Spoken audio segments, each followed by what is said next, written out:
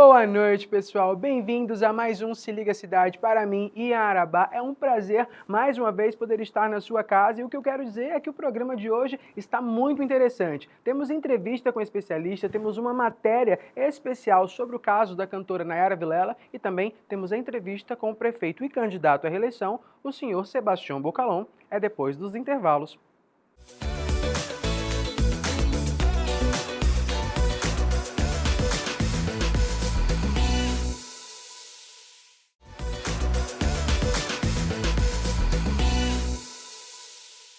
Teremos agora uma entrevista com um especialista um tanto quanto especial. O Dr. Luan Victor, biomédico especialista em saúde estética, vai falar pra gente acerca da utilização do Botox. Como que a gente usa o Botox? Qualquer pessoa pode usar o Botox? Qual a idade mais apropriada? Tudo isso e muito mais você descobre agora aqui no Se Liga Cidade. Com o Dr. Luan Victor em mais uma entrevista com o especialista, ele que é biomédico, especialista em saúde estética e embelezamento, e ele vai falar um pouquinho pra gente hoje sobre o Botox, sobre a toxina botulínica, que muitas pessoas conhecem, mas muitos mitos pairam. Dr. Luan, seja muito bem-vindo ao Se Liga Cidade. É um prazer ter o senhor aqui. E eu já vou eu sou assim, chega aqui no Se Liga Cidade, eu já começo a fazer perguntas, porque eu sei que as pessoas de casa têm tantas dúvidas quanto eu. A primeira pergunta é, qualquer pessoa pode fazer o uso da toxina botulínica, ou melhor, do Botox? Então, depende. Por isso que é muito importante, antes de você realizar um procedimento estético, você passar por uma avaliação minuciosa com um profissional. Não é todo mundo que pode fazer a aplicação da toxina botulínica. Por exemplo, gestantes, lactantes, pessoas com algum tipo de doença autoimune. Então, tudo isso a gente tem que averiguar e verificar antes de indicar o procedimento para o paciente.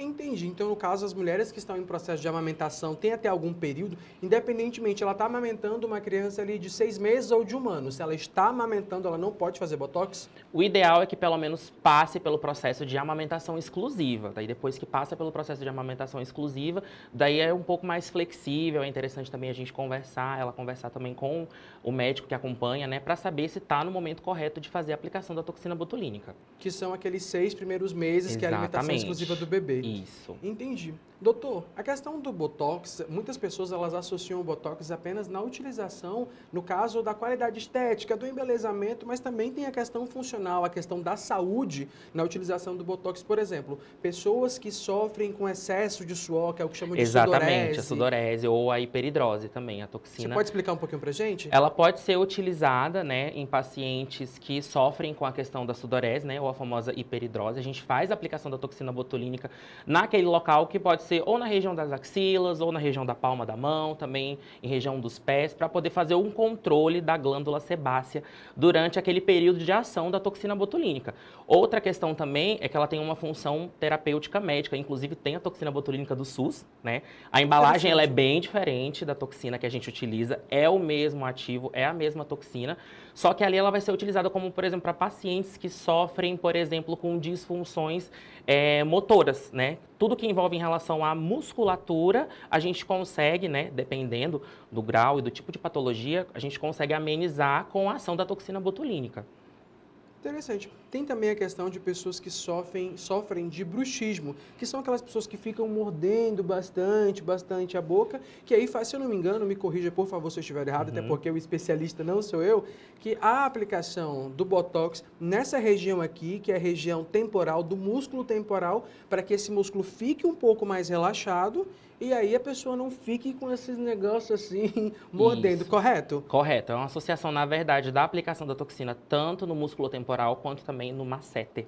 A gente faz essa associação, na verdade, o cirurgião dentista, quando indicado, é uma das opções terapêuticas para auxiliar, né, nessa questão do bruxismo, a aplicação da toxina botulínica, para conseguir diminuir um pouco daquela força muscular excessiva e que o paciente não sofra tanto com as consequências do bruxismo. No caso, então, também o Botox, como a gente já está falando aqui, não só é a questão estética, como também a questão de saúde, a questão de funcionalidade, de bem-estar. Doutor Luan, existe uma idade em específico para a pessoa poder fazer uso do Botox, no caso da estética ou não? Bom, no caso da estética, a gente sempre recomenda que o paciente tenha pelo menos feito 18 anos, né? Para começar a fazer a aplicação da toxina botulínica. A gente fala ali numa média de 25 anos ali para ele começar a fazer as aplicações, mas tudo também vai depender da força muscular. Um paciente que tem uma força muscular excessiva a partir dos 18 anos, que já quer prevenir as linhas de expressão, ele já pode começar a fazer a aplicação da toxina botulínica, justamente para impedir com que a pele dele comece a ficar marcada, comece a ficar vincada com as linhas. Muita gente tem aquela ideia de que eu vou aplicar o Botox somente quando eu tiver linha de expressão. Só que, na verdade, o Botox ele é um tratamento que ele é preventivo. Então, nós temos que aplicar a toxina botulínica justamente para prevenir essas linhas de expressão. Compreendi. Agora que a gente está falando de linhas de expressão, a gente está falando de qualidade estética, de beleza. Quais são as formas que o Botox, além dessa questão da linha de expressão, consegue auxiliar para que uma pessoa, fazendo uso de Botox, consiga não apenas manter-se bonita, como também ficar até um pouco mais bonita? Bom, tem essa questão da prevenção, né, que é a principal função dentro da estética. Outra questão também é quando o paciente, por exemplo, ele não fez a toxina botulínica para prevenir as linhas de expressão. E aí ele já está se incomodado com aquelas linhas, por exemplo, região de testa, os pezinhos de galinha, aqui a região de glabela, que é o mais comum, né, que a gente chama de terço superior completo. Na hora de fazer essa aplicação, a gente pode fazer uma associação da toxina botulínica, no caso desses pacientes que já tem essas linhas de expressão que estão marcadas, porém a gente tem que fazer uma associação com outros tipos de tratamentos para poder fazer o estímulo de colágeno da região e poder recuperar aquela pele. Eu gosto muito de utilizar o exemplo das nossas mãos, que a gente tem essas linhas aqui, né? Devido ao movimento de abre e fecha. A tendência do nosso rosto é justamente essa. O movimento excessivo de levantar as sobrancelhas, fazer a famosa cara de bravo, sorriso em excesso, faz com que a tua pele comece a perder colágeno naquela região e aí formam-se as linhas de expressão. Então, o Botox, o ideal é que ele seja realizado realmente como um tratamento preventivo. Mas a gente ainda consegue associar ele a outros tratamentos para quando o paciente já tem a linha marcada na pele. Entendi. Então, só que essa questão do Botox, existe algum tipo de diferenciação na utilização do Botox na questão estética para homem ou para mulher? Ou assim, vai variar de fato das características da pele, das necessidades, da idade? Porque assim, não existe um protocolo pré-pronto, correto? Exatamente. Que a pessoa chega a fazer tal coisa. Não, cada pessoa tem uma necessidade, cada pessoa tem algo que ela quer de fato mudar na sua face para se sentir um pouco melhor consigo mesma. Exatamente. O protocolo de toxina botulínica, ele tem que ser 100% personalizado. Óbvio que tem uma diferença, por exemplo, da força muscular de um paciente do sexo masculino com uma paciente do sexo feminino. Então, a quantidade de toxina que a gente vai utilizar naquele paciente vai depender. Mas, por exemplo, uma paciente do sexo feminino que faz atividade física constantemente e você pega um paciente do sexo masculino que não tem tanta intimidade ali com a atividade física, provavelmente ela vai ter uma força muscular de expressão muito maior do que esse homem. Então, realmente, o protocolo de aplicação ele tem que ser 100% personalizado. Por isso que é muito importante a gente fazer uma avaliação minuciosa e fazer um planejamento antes da aplicação da toxina botulínica, para que assim a gente consiga realmente entregar bons resultados e resultados duradouros para esse paciente. Entendi, doutor. Quem quiser encontrar o doutor Luan Victor para poder falar sobre Botox e também para quem sabe fazer uso de Botox, tanto na questão estética, como quem sabe também se houver uma prescrição na questão médica, na questão de funcionalidade, onde a gente consegue te encontrar? A minha clínica ela fica localizada na Avenida Ceará, se chama Empório da Beleza, fica lá na Galeria Pires, ao lado do Banco Sicredi da Agroboi. E eu espero você lá. E é isso, pessoal. A gente vai ficando por aqui com a nossa entrevista com o especialista, mas eu quero dizer para vocês, ó, vocês estão vendo isso aqui, ó? A minha sobrancelha, ó. O doutor Luan sabe que a minha sobrancelha é assim. Eu não faço Botox para ficar com cara de malvado, correto, doutor? Ela já verdade, é assim. já é assim de natureza, já é assim de natureza. Nos vemos no próximo bloco.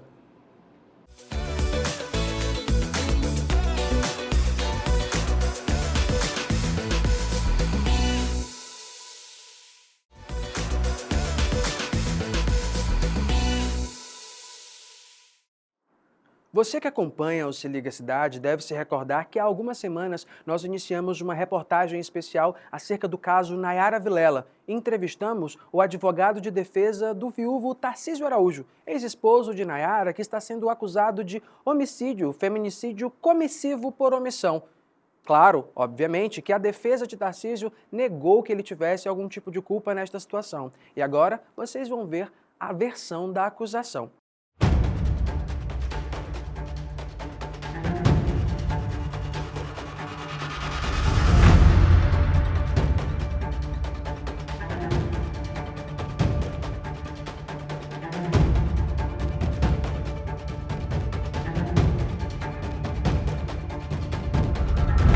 A equipe do Se Liga Cidade veio até o Fórum Criminal, aqui na capital acreana, para conversarmos com o doutor Efraim Mendonça, responsável pela acusação no que diz respeito ao caso da cantora Nayara Vilela, que morreu há pouco mais de um ano, no último ano, quando deu um tiro no próprio peito, indo a óbito. No entanto, de lá para cá, diversas especulações começaram e muitas pessoas começaram a questionar quem matou a Nayara, como ela morreu, quais circunstâncias levaram a este óbito. E agora que você vai ver a parte da acusação aqui no Se Liga Cidade.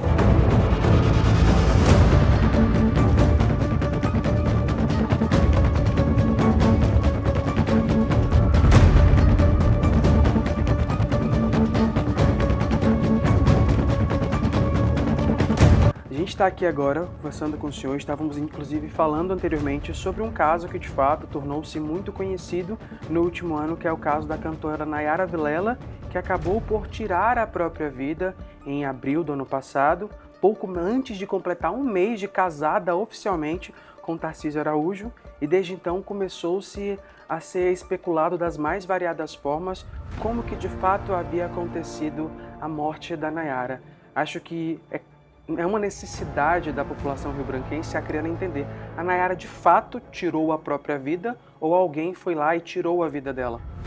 Bem, eu analiso esse caso da seguinte forma: ela tirou a vida com as suas próprias mãos, mas ela foi levada a isso, né? Então, nessa ocasião onde ela pega a arma e atira, ou seja, tira a sua vida com as suas próprias mãos, é apenas o ponto culminante, aquele ponto em que é apenas um resultado. Entende assim o Ministério Público e a defesa, já tive acesso à entrevista do outro advogado, ele tem uma visão muito obtusa, muito míope, desculpa falar assim, mas que enxerga que a ação ou omissão dele só foi naquele ponto. Não, a morte foi apenas, o suicídio foi apenas o resultado de uma escalada de omissão e de ação por parte do acusado, ou seja, palavras machucam, omissões machucam, ou seja, isso foi um resultado. Então, a pobre vítima, ela tinha já histórico, era de conhecimento do acusado de que ela já tinha tentado suicídio anteriormente. Do modo que você falou, um mês só de casado, mas já conviviam, havia um uma relacionamento relação, anterior, união estável, ou seja, que já era de algum tempo, e que durante todo esse relacionamento ela teve essa questão de tentar o suicídio. Na busca e apreensão feita lá na residência, foi encontrada medicamentos de tarja preta, direcionada à questão de problemas psicológicos. Há evidência nos autos de que ela era acompanhada por uma psiquiatra ou uma médica, né? E que o acusado era ciente disso aí. Muito bem, ciente de tudo isso aí, o que o acusado fazia e o que nós temos, isso é tudo elementos evidenciados nos autos. Ele atacava ela de termos pejorativos, né, dizendo que ela não deveria usar tal tipo de roupa ou coisa parecida, a chamava de louca, ou seja, isso contribuindo para o agravamento desse estado. E o mais grave, deixava a arma municiada ao alcance da acusada, desculpa, da vítima. Então, me pergunte uma coisa: aquele que sabe de um estado, daquela pessoa que é tendente a praticar o suicídio, que já tentou anteriormente, ele iria deixar, era se exigir dele outra atitude, de não deixar uma arma municiada. Inclusive, há nos autos que até uma criança, filho dela, chegou a ter acesso a essa arma. Não é? Então, por fim, naquele dia, no fatídico dia, ele ainda de uma forma transversa a incentiva a seguir em frente. Não é? Ele poderia ter agido diferente. Então, é um somatório de ações e omissões. Né? A partir do momento que só se analisa aquele fato ali em si, naquele dia, eu vejo que digo que seria um atuante do direito que desconhece o instituto do crime de comissão por omissão. Né? A responsabilidade do acusado decorre dessa relação marital. Né? Está previsto em lei a mútua assistência, né? Ele é o garantidor. Né? O homem, e é bom que esse caso sirva de grande exemplo, e entende o Ministério Público, estamos bastante otimistas que isso venha a júri, mas vai ocorrer nesse plenário, bastante otimista, vai ser um divisor de águas, onde a população vai dizer que tipo de homem a sociedade quer. Aquele que cuida da mulher, protege a mulher de todos os seus males, inclusive sabendo dosar suas atitudes, palavras contra ela, e dar o tratamento mais amável possível que a mulher merece. Não é? Que tipo de sociedade nós queremos? Então, o que nós temos hoje é o resultado, como já anteriormente falado, omissão, ação, tá certo? Incentivar a mulher, inclusive nos seus últimos momentos, a tirar a própria vida. Ali se vê, né? Eu vi essa reportagem que o senhor colocou, comentários sobre palavras, sim, de fato, ali incentivou. Mas só que nós temos momentos anteriores, como já relatei. Dentro do processo, e também dentro até da própria acusação que o senhor conseguiu formular, Sim. É colocado que existe um relatório psicológico que fala sobre o quadro psicológico da vítima. No entanto, quando a gente falou e conseguiu entrevistar a defesa de Tarcísio, ele disse que não havia de fato um relatório, que não havia nada que comprovasse oficialmente que a vítima tinha algum tipo de acometimento psicológico. Aquele relatório, digamos assim, que faça o resultado de várias consultas, nós não temos. Mas nós temos o relato, tá? O relato de que ela ia ao médico, um profissional, e que há reclamos de que ele não acompanhava ela. Reclamos do próprio médico, alguma coisa assim, porque é um processo muito extenso, em que há esses elementos, né? Há os elementos, e juntando o relatório, digamos, um documento que seja, de que ela frequentava um profissional, a medicação encontrada em sua casa, e o próprio acusado afirmando de outras tentativas, ele era ciente do problema dela.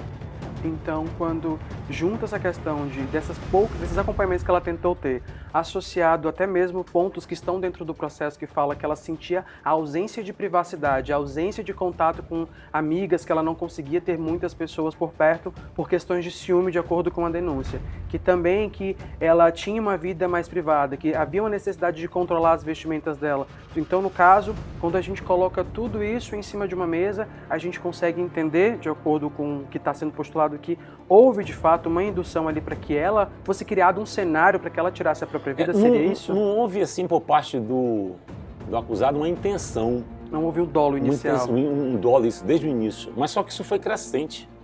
Né?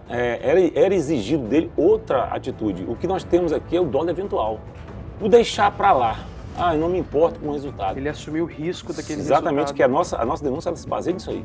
Ou seja, através da omissão dele, que era tão previsível de que ela poderia ter acesso a essa arma, inclusive até, eu fico pensando assim, alguém que já tentou o suicídio anterior, como é que você ensina essa pessoa a fazer disparo? Então, o próprio acusado ensinou a vítima a manusear uma arma, não é? Seria exigido dele que a atitude de esconder essa, ou nem ter arma em casa. Nem ter arma em casa numa situação como essa. Então foi muito bem lembrado que você colocou a respeito das câmeras internas, né? Qualquer mulher se sentiria, então, vigiada numa situação como essa, né? Nos ambientes do lar, você ter câmeras ali filmando. Não sei o que buscava o acusado com isso, segurança, não sei. Ou mesmo vigiar a própria mulher, talvez. A partir do momento que você está criticando o tipo de vestimenta da mulher, talvez seja isso aí. Ou seja, de vigiá-la, né? Ela não se sentir à vontade dentro da sua própria casa. Ainda que tivesse na internet declarações de amor dela. Isso aí é explicado pela dependência emocional das mulheres. Os crimes de feminicídio, muitos deles ocorrem em decorrência dessa dependência, muitas vezes econômica e muitas vezes emocional da mulher. Não é que talvez fosse o caso dela, emocional. A dependência para ele, quanto a ele. E por fim, o que o senhor acredita que tem que de fato ser a conclusão desta situação para que seja dado um próximo passo? Bem, tudo que está posto na denúncia, ela se baseia em elementos dos autos do inquérito. Tudo, toda frase ali posta na denúncia, ela encontra subsídio. A partir do momento em que se prova isso, na instrução criminal, não há como não ver o Ministério Público outra opção senão levar a pronúncia. e aí chegará ao plenário do júri. Isso eu posso afirmar. A partir do momento que a denúncia, tudo aquilo for provado, cada frase ali, ela se refere a um determinado elemento do inquérito. A denúncia ela foi muito bem feita. Foi um trabalho conjunto, não foi só meu. Então, a partir do momento em que ela se provar isso aí, isso vai ser levado a júri. Não tem como afastar. Eu não estou fazendo um pré-julgamento, nem sou juiz, mas eu só digo ao senhor que eu estou bastante otimista em relação a isso aí. Chegando aqui, quem vai decidir é a sociedade, não sou eu. Não é o advogado. Quem vai dar a palavra final é o povo. E é quando o povo vai dizer que tipo de homem, que tipo de garantidor, né, uma mulher necessita ter ao seu lado.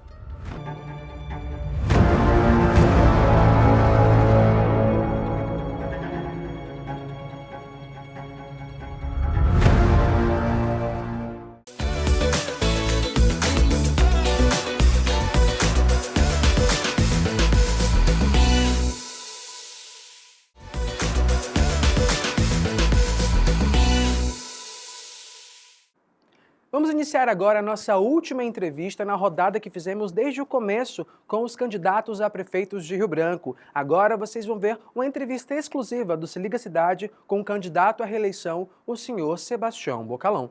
Desta vez, eu tenho aqui comigo o prefeito de Rio Branco e candidato à reeleição, o senhor Bocalão, que vai uma honra para a gente receber o senhor aqui no Se Liga Cidade como nosso último convidado, mas não menos importante, que as suas propostas também precisam ser ouvidas pela população de Rio Branco. Então, fala um pouquinho com o pessoal que está aqui, cumprimenta o pessoal de casa, que a gente vai ter uma conversa bem interessante. Olá, gente, tudo bem?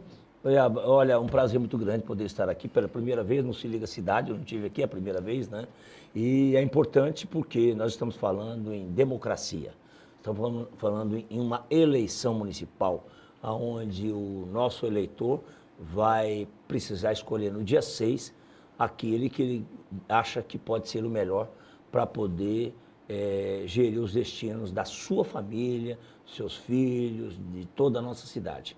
E aí eu me coloco mais uma vez como prefeito, que já estou, né, para continuar prefeito, para que a gente possa continuar os trabalhos que a gente vem fazendo e melhorando a vida de todos. É isso. Certo. Bocalão, já vamos começar direto para as nossas perguntas.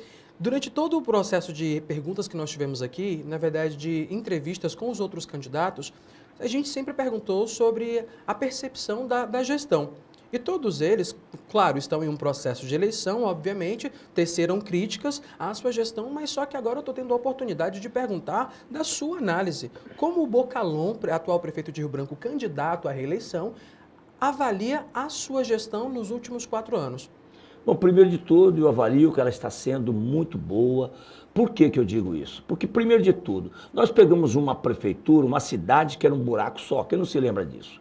As unidades de saúde, todas precisando de reforma. As escolas, com a quantidade enorme de processos do Ministério Público para poder reformar, porque tinha que adequar as escolas. Então, a cidade realmente estava complicada. A gestão como um todo, infelizmente, muito atrasada, muito antiga, né? Os nossos colaboradores, por exemplo, lá da Secretaria de Infraestrutura, não tinha computadores para rodar os programas, para fazer projetos, processos de convênios atrasados, sem prestação de conta, desde 2009, 9, 10, 11, 12, 13, 14, 15, 16, 17, 18. Não vou falar 19, que 2 anos não tem problema. Então, muita coisa precisou ser feita, muita coisa teve que se modernizar. Nós pegamos 3 alagações, isso que é bom se diga, nunca nenhum prefeito pegou 3 alagações, mas nós pegamos 3 alagações, né? E graças a Deus puxamos para a prefeitura para que ela cuidasse das pessoas, para que ela desse as condições de melhoria para as nossas pessoas que foram alagadas, e graças a Deus o resultado foi tão bom que ganhamos o Prêmio Nacional de 2021 de acolhimento das pessoas em risco na hora de uma alagação desse tipo, a nível nacional, da Defesa Civil Nacional. Então eu estou feliz que a gente conseguiu fazer muita coisa, né? Preparamos a nossa cidade, preparamos o nosso projeto para poder desenvolver grandes projetos, como é o caso de agora, deste ano para o ano que vem, deve estar ficando para trás alguma coisa em torno de 800 milhões de reais de projetos grandes que vão ser desenvolvidos deste ano até o final do ano que vem. Só como exemplo, As casas são mais de 2.100 casas e apartamentos que a prefeitura está fazendo com o Minha Dignidade, que é dela, é recurso dela, a Minha Casa Minha Vida, que é recurso do governo federal, e o Minha Dignidade, que também é recurso dela. Então, só aí, imagina, mais de 2.100 famílias que terão sua casa própria. A outra coisa, o asfalto, por exemplo, que a gente está fazendo, nós fizemos um projeto de 190 milhões para poder fazer o asfalto a Rio Branco, botamos 50 milhões da prefeitura, as 10 empresas trabalharam até agora e 2 semanas atrás o governo federal libera o financiamento e a gente começa a ter então o recurso de 140 milhões que dá para trabalhar de agora até meados do ano que vem. Fora isso daí uma quantidade enorme de obras, como Elias Mansur, por exemplo. Elias Mansur, quem conheceu Elias Mansur? Era rato para todo lado, um negócio que não dava para ficar levando as pessoas lá para visitar, porque era feio o Elias Mansur. Tinham feito 5 reformas lá e não prestou. Então tinha que jogar no chão, como nós fizemos. Jogamos no chão e estamos fazendo agora um prédio lindo, inclusive com garagem embaixo para 80 carros. Né? Vai ser ali vai ser com certeza um centro de encontro de amigos, que o mercado normalmente é isso, né? E de visitantes também. Mas o mercado vai ser, na realidade, uma obra de arte. Quando você olha a arquitetura dele, uma obra de arte, com elevador, com rampas de acesso e tudo. Fora isso, tem a praça na beira do rio, que também vai ser feita agora. Já começamos a construção, como o Elias Mansur. 2 grandes viadutos, um a gente já entrega agora, se Deus quiser, rapidamente, a gente está entregando um viaduto. O outro vai ser entregue só no ano que vem. Temos projetos tem 3 unidades, para os idosos, que são as unidades de convivência de idosos, onde cada unidade tem sua piscina aquecida, para os idosos poderem fazer exercício físico lá dentro. Tem uma coisa, Ian, que eu considero que não é coisa de prefeitura, mas em função de estar faltando aqui na nossa cidade, infelizmente o Estado não fez isso, não tinha, até hoje nenhum governador pensou em fazer isso, que é o centro de acolhimento para as pessoas que vêm se tratar em Rio Branco. Tem muita gente do interior para se tratar de câncer, por exemplo. Passa aqui 6 meses, 1 ano, 2 anos se tratando. E muitas vezes, quando não tem parentes, fica jogado pela rua, a gente sabe disso. Então, esse centro de acolhimento é para isso daí. São 100 apartamentos, que a senadora Maílza, na época, falei com ela, ela arrumou o primeiro dinheiro para a gente fazer a primeira fase. A prefeitura estava aportando o dobro do valor e a gente está fazendo, então, este investimento aí, alguma coisa em torno de 11 a 12 milhões de reais. Já temos assegurado 4 dela, a prefeitura botou mais 3, 7. Então, a primeira fase a gente já está iniciando este ano. Então, ano que vem também a gente conclui essa unidade de acolhimento. Creches, 4 grandes creches com recursos próprios, viu, Ian? Não é com dinheiro do governo federal, não. Aqui é dinheiro da prefeitura, é dinheiro do cidadão que está nos vendo aí. 4 creches, 2 já estão em andamento. As outras 2 dão ordem de serviço agora. Recursos próprios, bem entendido, 23 milhões de reais.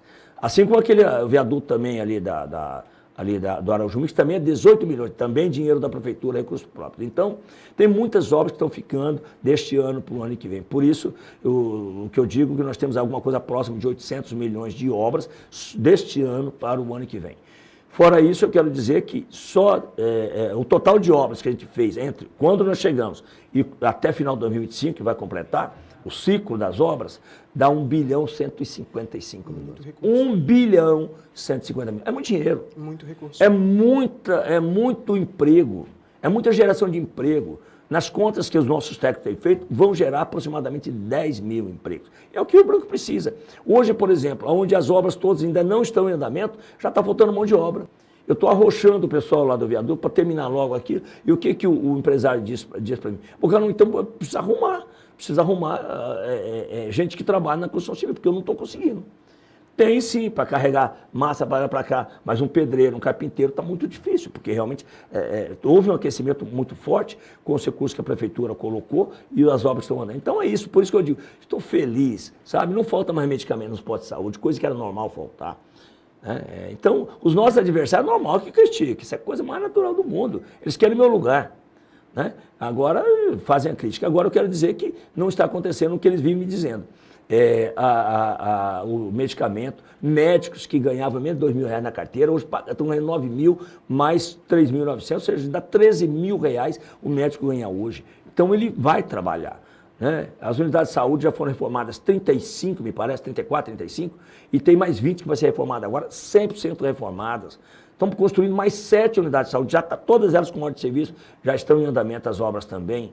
Né? Então, eu estou feliz, muito feliz mesmo, que a gente deixou a cidade bonita. Olha a Via Chico Mendes, uma das avenidas mais bonitas do Brasil, já já vai sair o ranking das avenidas mais bonitas do Brasil, e com certeza ela estará entre as 5 mais bonitas do Brasil, não tenho dúvida. Isso nos orgulha. Eu sou de Rio Branco, eu gosto de Rio Branco, eu amo Rio Branco, portanto, eu quero a minha Rio Branco cada dia mais bonita, mais linda, e é isso que nós estamos fazendo.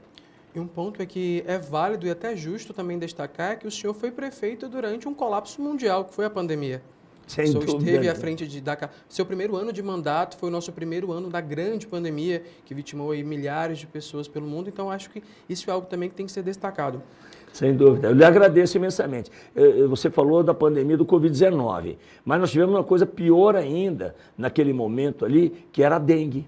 A dengue, em função de não ter sido feita limpeza na cidade, o serviço de defesa não funcionou direito, o que aconteceu? A dengue explodiu quando eu cheguei. Em fevereiro aqui, a dengue explodiu, morreram 3 pessoas de dengue. Vocês viram que a dengue explodiu no Brasil inteiro agora também, né? Ou seja, nos últimos anos a dengue explodiu no Brasil inteiro. E Rio Branco não teve mais dengue, só naquele ano. Nós fizemos o trabalho de limpeza da cidade, de cuidar direitinho da cidade. As pessoas foram educadas para ajudar a matar o mosquito. O pessoal nosso da Secretaria de Saúde que cuida dessa área, os agentes comunitários e os agentes de endemias foram para a rua, falaram com todo mundo, olharam o fundo de quintais, olharam as tampinhas, enfim, orientaram. Você vê que nós não tivemos mais incidência alta de dengue e fomos o campeão do Brasil em redução. É bom que se diga. De 21 para 22, fomos o campeão do Brasil em redução. 23 também ninguém viu dengue. E este ano, muito pouquinho no início do ano. Enquanto que você viu que a dengue estava matando gente do Brasil inteiro, matou mais de 7 mil pessoas a dengue este ano já no Brasil. E aqui no Acre, aliás, aqui em Rio Branco, graças a Deus, não houve nenhum óbito. Então, como é que eu não vou ficar feliz com a gestão dessa, né? Eu tenho certeza que a nossa equipe, todos trabalharam, nós não tivemos escândalo, você sabe disso. A nossa gestão, graças a Deus, nunca teve escândalo. Se tem alguma coisa errada, pode ter. Eu não digo nem, não existe nada, está tudo certo, não tem nada errado. Pode ter. Eu mexo com 8 mil pessoas. Então, só que quando eu descubro que a coisa está errada, é rua, meu amigo velho. É rua. Eu não admito isso. Eu já fui prefeito 3 vezes em Acrelândia, nunca peguei um processo. Nunca. Nunca. Nunca o Ministério Público me notificou lá em Acrelândia. Né? Aqui em Rio Branco, também, olha só, tudo tranquilo. Enquanto que, por exemplo, tem um outro candidato a prefeito, que já foi prefeito, quantas vezes a polícia bateu na porta dele? Graças a Deus, na minha porta, a polícia nunca bateu. Entendi. Ontem, Bocalão, depois do debate, que foi um debate onde houve várias trocas de informações e trocas de falas entre os candidatos, um dos pontos que acabou ganhando bastante repercussão nas redes sociais foi o relacionado ao transporte público, que o senhor frisou que o transporte público na capital acreana havia melhorado, e um candidato em específico até tinha falado que o senhor havia dito que iria abrir a caixa preta do transporte público desde o seu processo eleitoral lá em 2020. Desde 2008 eu falava isso. Isso, e aí, depois disso, começaram a se reverberar mensagens falando o quê? O transporte público de fato melhorou? Porque as pessoas rotineiramente acabam tendo algumas situações onde o ônibus acaba quebrando, onde acaba tendo um atraso de trabalho, um atraso de faculdade, e elas não conseguem chegar nos seus locais pré-destinados por conta dessa questão de transporte público. E o senhor afirmou que o transporte público na capital acreana havia melhorado. Como que o senhor avalia isso hoje? Olha, meus adversários têm que continuar botando defeito em tudo. O carro deles quebram, ou o carro deles não quebra. Então pronto, o ônibus também quebra. Agora, evidentemente que não está do jeito que eu quero. Não está do jeito que precisa ser. Mas que melhorou muito em vista do que era, melhorou. Por que melhorou? Porque quando eu peguei, os ônibus estavam caindo das portas, os ônibus vivia quebrado no meio da rua, né? Não cumpria horário, agora cumpre horário. Nunca teve ônibus com ar-condicionado, agora nós já estamos praticamente metade da frota está com ar-condicionado. Nunca teve, nunca teve. Então, e outra coisa, abrir a caixa preta, eu abri. Quem não abriu a caixa preta? O senhor Marcos Alexandre, que pegou, era para ter feito a licitação, não fez, empurrou com a barriga, recebeu um relatório, assim que ele assumiu, que as empresas deviam para a prefeitura 28 milhões de reais. Ele não cobrou os 28 milhões das empresas, depois não fez a licitação e fez uma reforma de contrato. Eu não sei como aquilo aconteceu. porque as empresas não recolhiam o FGTS dos funcionários, não pagavam direito dos funcionários, e ainda deviam, no momento que foi feita a reforma do contrato, eles deviam quase 50 milhões daí já para a prefeitura, e fizeram mesmo assim, entendeu? É por isso que quando eu cheguei, os ônibus estavam todos quebrados, tudo arrebentado, porque as empresas realmente não tinham condições de tocar, né? E pior de tudo, quando eu digo que abri a caixa preta, claro que eu abri. Eles nunca falaram para as pessoas que andam de ônibus que eles pagavam as gratuidades. O que é gratuidade? Você acha que empresário vai pagar para as pessoas andar dentro do ônibus dele? Em hipótese alguma. Não tem nem jeito. Só quem paga é o Estado. Quem faz filantropia é o Estado, ou seja, o município, o governo do Estado, o governo federal. Agora, iniciativa privada ganha dinheiro. Então, veja só, se eles carregam, o aluno só paga R$1.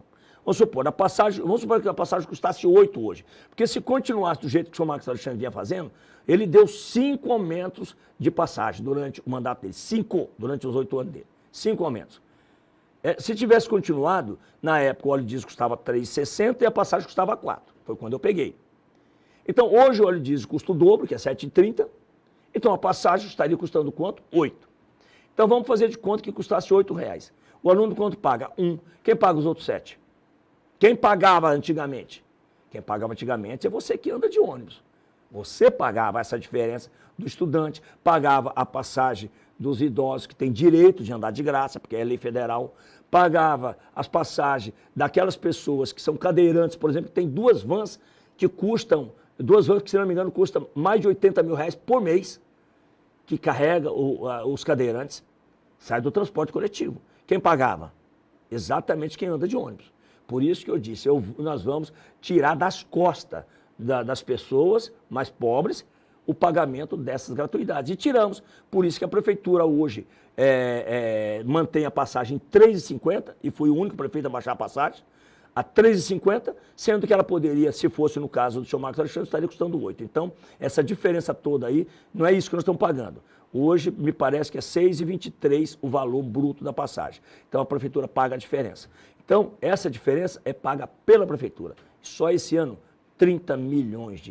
30 milhões de reais. E não está faltando dinheiro para a prefeitura, não. Graças a Deus, a prefeitura tem para pagar. O que faltava era de primeiro, que dizia que a prefeitura não tinha dinheiro para nada. Então, 30 milhões está sendo pago esse ano, que sobra no bolso de quem? Do trabalhador.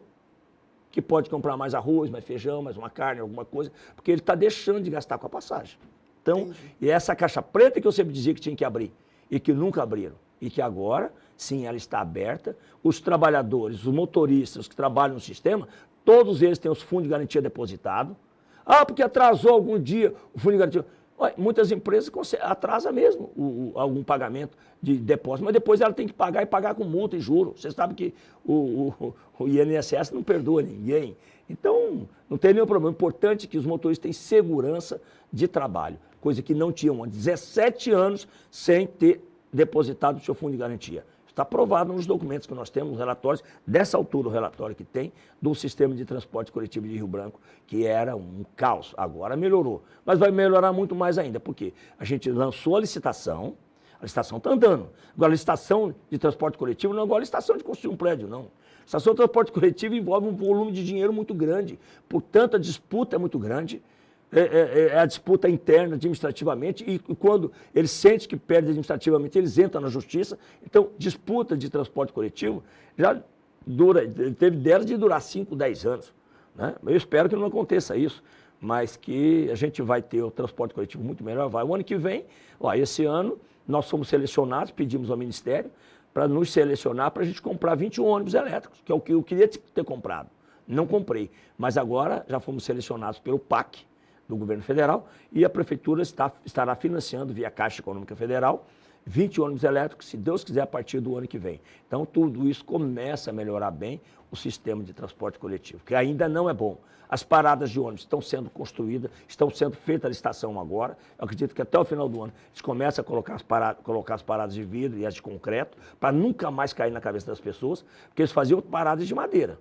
Teve paradas de madeira aí que com 4, 5 anos estava caindo na cabeça das pessoas. E eu não tenho culpa se fizeram a coisa errada. As minhas, serão feitas agora de vidro e inox, que é para a eternidade, quebrou o vidro, você troca, e de concreto, que é para a eternidade. Entendi.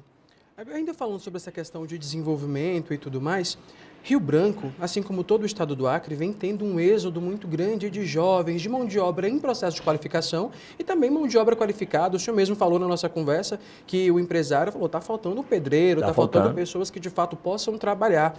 O Bocalhão sendo reeleito, o Bocalhão tem algum tipo de pensamento, algum tipo de proposta, um plano para trabalhar nessa questão de mais oportunidades de emprego para o jovem rio-branquense, para que ele não vislumbre ir para Santa Catarina e para João Pessoa, até mesmo para fora do país, para tentar conseguir um emprego. Existe isso dentro do seu plano de governo?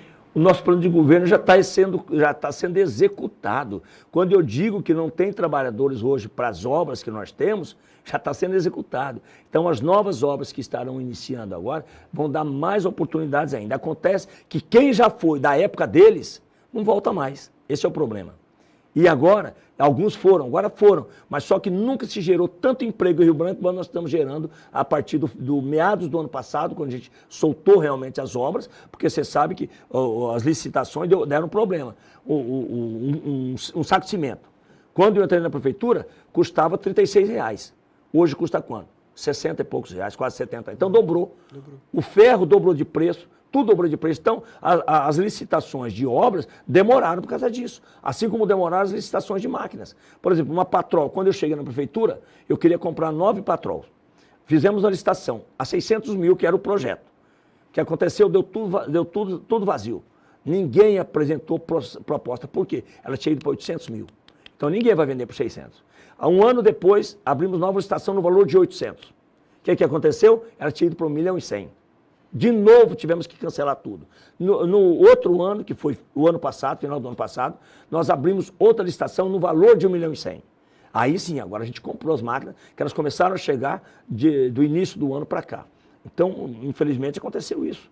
Né? Então, por isso que hoje a prefeitura nossa, a IMUB, por exemplo, que todo mundo conhece, a IMUB tinha uma Patrol. Agora nós estamos com 12. Aquela uma que funcionava, a gente mantém funcionando, 2 que estavam no toco há mais de 10 anos a gente recuperou e mais 9 que nós compramos. Então, isso daí está ajudando a cuidar da cidade e ajudando a fazer ramais também dentro da Secretaria de Agricultura. Então, a IMUB, quando eu peguei, estava quebrada. O senhor Marcos Alexandre foi o escândalo maior do governo dele.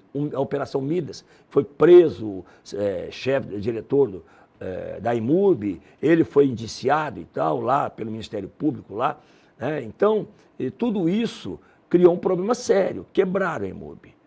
Até o advogado da prefeitura, o procurador, disse quando eu cheguei, Bocalhão, acaba com esse negócio de IMUB, isso aí não vai mais para frente não, isso aí está acabado, está aqui falida. Falei, calma doutor, nós vamos recuperar. E graças a Deus, a gente recuperou a IMUB hoje tem mais de 500 funcionários trabalhando, muitas pessoas com caminhões alugados lá, com máquinas alugadas, e está gerando emprego e renda. Então é isso, por isso que eu digo para você, fiquem tranquilos, o depender da Prefeitura de Rio Branco e do Bocalhão é a continuidade de continuar gerando emprego e renda, dando oportunidade para a nossa juventude não ter que ir embora. E por falar em juventude, tem que falar em tecnologia e inovação. Claro. Nós fizemos a Tec Jovem, né? Final do ano passado, a primeira feira de tecnologia que houve em Rio Branco, foi essa que nós fizemos. O ano que vem a gente vai fazer uma maior ainda, mais bonita, com certeza com mais participantes. É nessa linha que a gente vai continuar trabalhando. Vamos dividir a cidade a partir do ano que vem. Dividir a cidade, nós vamos ter 3 zonas de interesse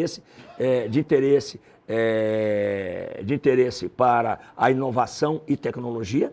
Uma delas é ali na região da UFAC, a outra na região do IFAC e a outra a gente está definindo aqui no centro da cidade.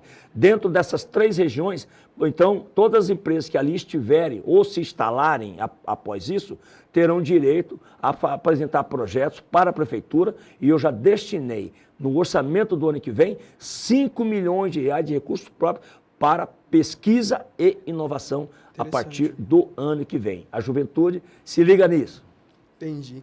Bocalhão, ainda ontem no debate, o senhor também citou e falou dessa questão de que o senhor foi o prefeito que mais investiu na questão da agroindústria no nosso município, do agronegócio e tudo mais. E o senhor também falou uma frase que o senhor sempre falou nos últimos anos, que é a questão de que o rio-branquense vai poder comer insumos fabricados pelo próprio município, vai poder comer arroz, vai poder comer feijão, porque nós ainda não conseguimos consumir estes insumos dentro do nosso município. Só que algumas pessoas começaram a questionar de que isso é algo que o senhor já vem abordando há algum tempo e a gente ainda não consegue comer esse insumo daqui.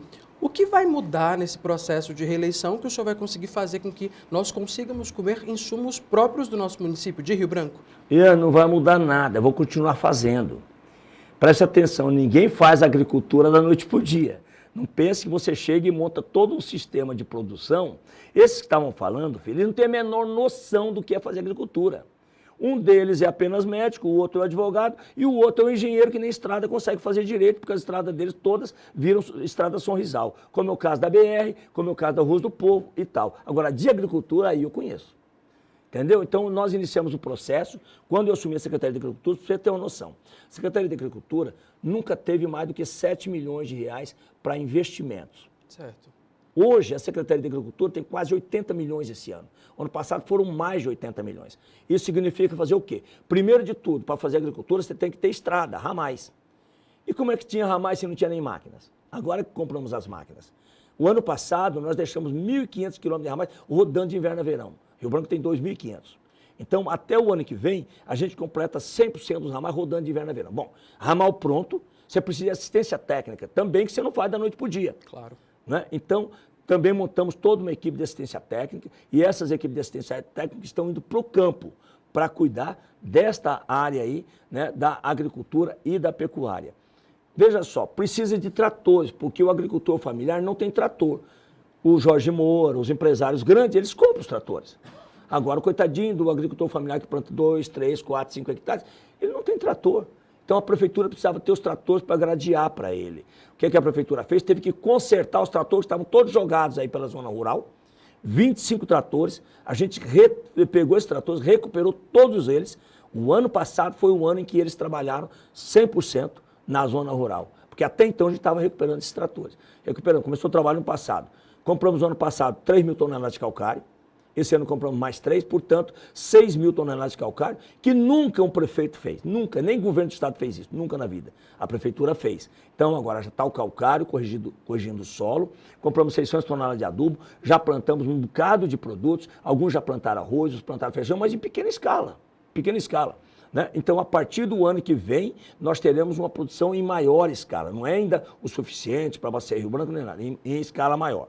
Só que, muito bem, você produz o arroz no campo, que é o que a gente está começando deste ano para o ano que vem, e aí, como é que você beneficia? Rio Branco não tem uma beneficiadora de arroz? Por quê? Porque os governos que estiveram por aqui, os prefeitos que estiveram por aqui, nunca se preocuparam com isso.